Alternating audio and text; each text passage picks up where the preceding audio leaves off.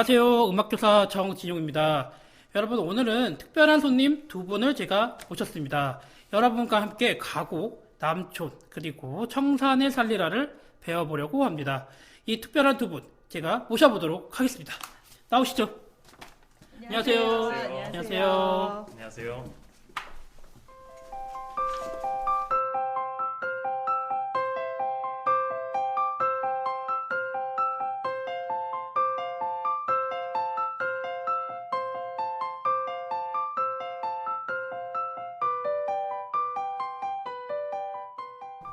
저는 초등학교 3학년 때 합창 선생님께서 저한테 성악을 한번 해보지 않을래 하고 한번 추천을 해주셨어요.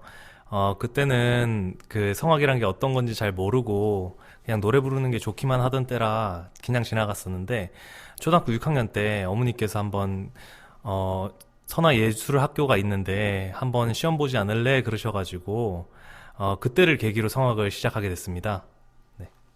저도 뭐 대우 선생님이랑 같은 입장인 것 같은데요. 어렸을 때는 뭐 취미로 시작을 하다가 다여섯 살부터. 근데 어렸을 때부터 저는 좀 남다르게 음악을 엄청 재밌게 들었던 것 같아요. 그 기회로 취미 활동하다가 저도 한 5학년? 5학년 때 어머니 권유로 선화예술학교라는 어떤 예중예고가 있는데 거기 한번 준비해볼래? 그렇게 말씀하셔서 그 계기로 준비를 하였습니다. 저는 어렸을 때 그냥 뚱땅뚱땅 한 5살부터 시작을 했던 것 같습니다. 네.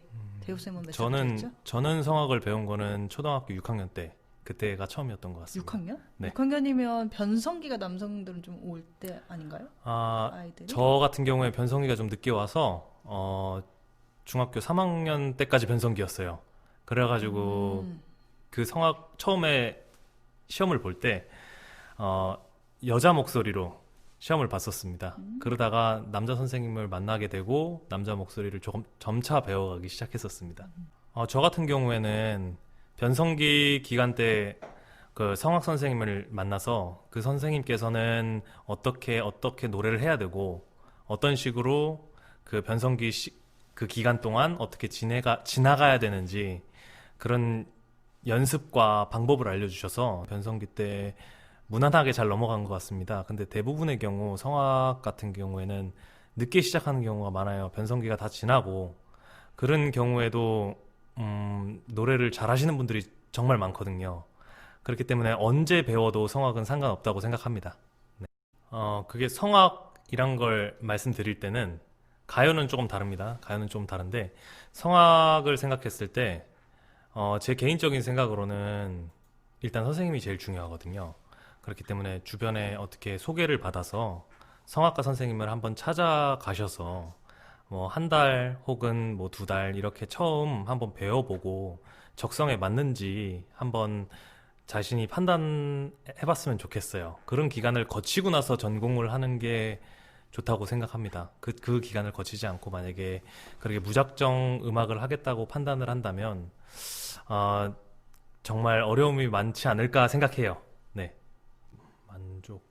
저 같은 경우에는 만족합니다. 어떻게 삶을 즐기고 사는 것 같아요, 지금은. 네.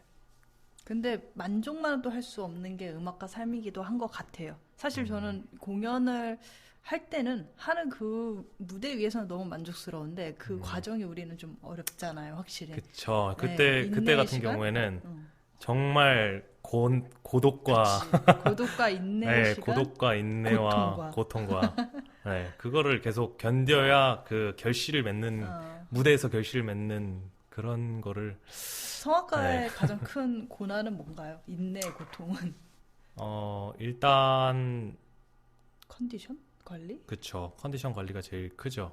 컨디션이 성악가는 몸이 아끼다 그치, 보니까 몸이 아끼다 보니까. 다른 전공 같은 경우에 악기의 도움을 받아서 이건 다른 악기를 비하하는 건 아니고 성악 같은 경우에는 그걸 바로 목소리로 표현을 하기 때문에 컨디션 관리를 정말 꾸준히 잘해야 됩니다. 네. 그게 제일 힘들어요. 네. 피아노는 연습인 것 같아요. 네. 연습을 어떻게 다양하게. 근데 경험도 중요한 것 같아요. 인생의 경험도 음악가로서는. 지금 말씀하시는 게 다 맞습니다. 네. 네. 근데 만족합니까? 그래서 그래도 100%로 말하면 한 80 정도? 80? 80 정도. 저도 85. 어. 네, 저보다 더 즐기고 계시네요. 네 그러네요. 저는 바리톤이라는 파트에 속합니다. 일단 남자 파트를 나누자면 네 가지로 나눌 수 있는데, 카운트 테너, 바리톤, 베이스 이렇게 일단 나눌 수가 있어요. 그 안에서도 세부적으로 나누기도 하지만 일단 대표적으로 이 네 가지는, 카운트 테너 같은 경우에는 남자인데도 불구하고 여자 목소리를 내는 가수, 그리고 테너 같은 경우에 파트에서 고음역대를 잘 부르는 가수고요.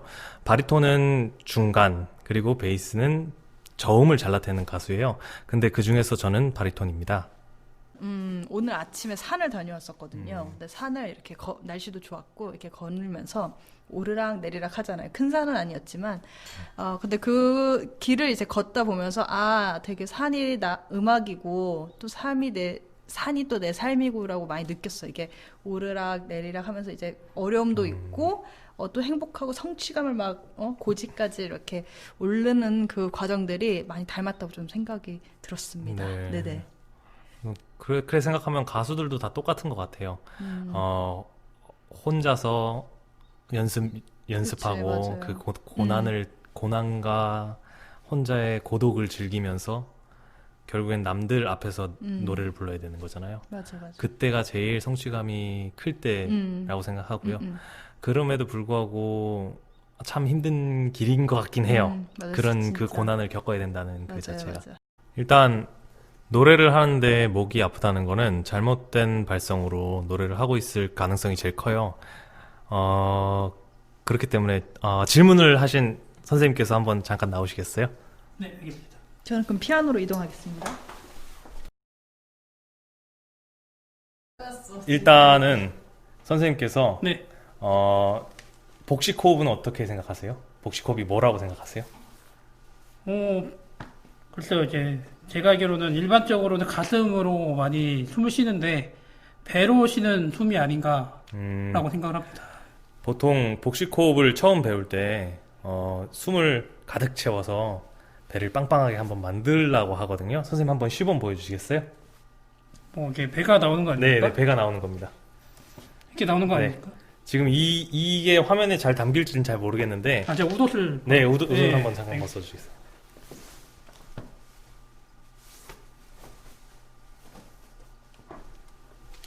네, 일단은 선생님께서 평소에 하던 숨으로 한번 숨을 쉬어보세요. 지금 여기 화면에 잘 나오는지 잘 모르겠어요. 하지만 여기 자세히 보시면은 가슴이 이렇게 들립니다. 한 번 더 쉬어주세요. 이렇게 보면 가슴이 이렇게 살짝 들립니다. 이거를 성악에서는 흉성이라는 표현을 써요. 흉성 같은 경우에는 복식호흡과는 연관이 별로 없습니다. 복식호흡을 할 때는 일단 배에다 숨을 꽉 채운다는 식으로 한번 숨을 쉬어보세요. 손을 치우시고 이렇게 배가 나오죠. 모든 사람들이 처음 시작할 때는 여기 앞배가 나오는 게 당연합니다. 그래서 이거를 다른 방향으로 한번 더 해볼 거예요. 지금 숨을 쉬실 때 여기과 여기 이 부분과 이 부분을 같이 숨을 쉬세요. 더 크게 만들어 주세요. 옆으로. 그럼 어떻게 숨을 쉬는 거죠? 일단 숨을 빼시고 그리고 들이마시세요. 네, 지금도 아직 안 돼요. 선생님은 아직 그런 쪽으로 눈치를 못 채신 것 같은데 다시 한번 그냥 보여드릴게요. 그러니까 쉽게 표현을 하자면 선생님이 하신 숨은 이렇게 나오는 숨이에요. 근데 제가 생각하는 복식 호흡이라는 거는 여기 이 부분을 같이 숨을 쉬어줘야 됩니다. 옆도 같이 나오게 이렇게요.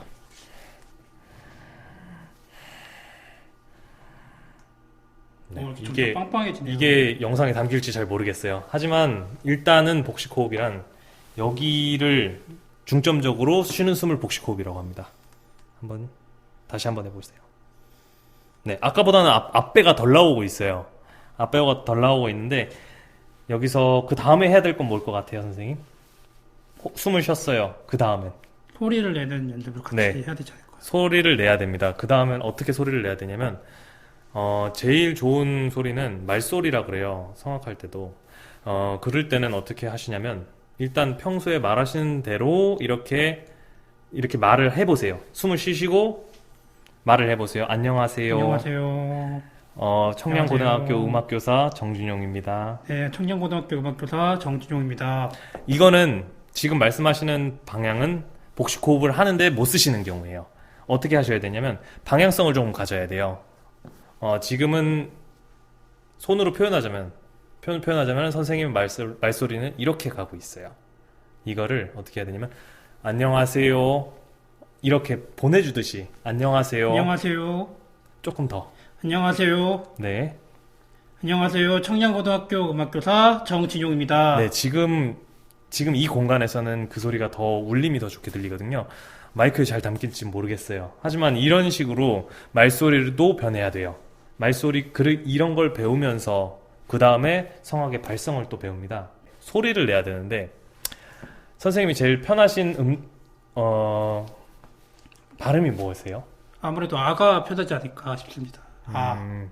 아라 그러시는데 네, 그냥 숨을 쉬시고 네. 이렇게 한번 해보세요. 지금 아까 말씀드린 것처럼 선생님은 숨을 쉬시는데 이걸 사용을 하지 않고 방향성이 없어요. 제가 봐도 목을 쓰는 느낌이에요. 네, 이렇게 되면은 보통의 경우 목이 아픕니다. 그쵸. 그렇게 할 때는 어떻게 해야 되냐면 방향성을 가지시고 이렇게 조금 더 올라가야 더 돼요. 올라가요? 네, 조금 더 이렇게 표현 아, 아까보단 조금 나은데 이런 식으로 점점 더 나아지는 게 있어야 돼요. 그리고 이거를 선생님들이 체크를 해주셔야 되고요. 그렇기 때문에 일단은 배가 약간 땡기는 네. 듯한 느낌이 드는 게 맞는 거죠? 배는 이게 지탱을 해야 되기 때문에 네. 처음에 하실 때는 좀 땡길 수 있어요. 근데 나중에 적응이 되면 이거를 너무나도 당연하다는 듯이 해야 돼서 네, 이게 땡기거나 아프거나 그러진 않아요. 근데 처음에는 좀 많이 땡기고 그만큼 안 썼다는 얘기겠네요. 그쵸. 복근 운동 한 것처럼 힘들 수도 있어요. 네. 복식 호흡을 하고 그리고 소리의 방향성을 말씀드렸어요. 그러면 그거에 대한 그 다음 거는 이거를 가지고 음정에 넣어봐야 돼요. 첫 번째 숨을 쉬고요. 이게 동시에 이루어져야 되거든요. 이게 한꺼번에 한 거예요. 잘 보세요. 숨을 쉬시고요. 이게 방향성을 나타내시고 이걸 천천히 한 거예요. 숨 쉰다, 방향성을 나타낸다, 그다음에 그리고 소리를 낸다. 네, 이거를 동시에 하는 것을 호흡을 잘 받치고 노래한다 그래요. 그렇게 하다 보면 이제 네, 노래가 점점 늘 거예요. 음, 노래를 혹은 이런 식의 연습을 하시게 되면 목 아픈 게 점점 줄어들 거예요. 네. 이게 기초입니다, 기초. 발성법이라는 게 말로는 쉽지만 정말 이제 해보면은 그 발성법을 지켜가지고 노래를 부른다는 게 굉장히 어려운 것 같아요. 일단 선생님께서 여러분을 위해서 좋은 설명을 해주신 것 같습니다. 이제 지금부터는 김대호 성악가님하고 피아니스트 이지은님께서 연주하시는 남촌을 들어보면서 가곡 남촌을 같이 배워보도록 하겠습니다.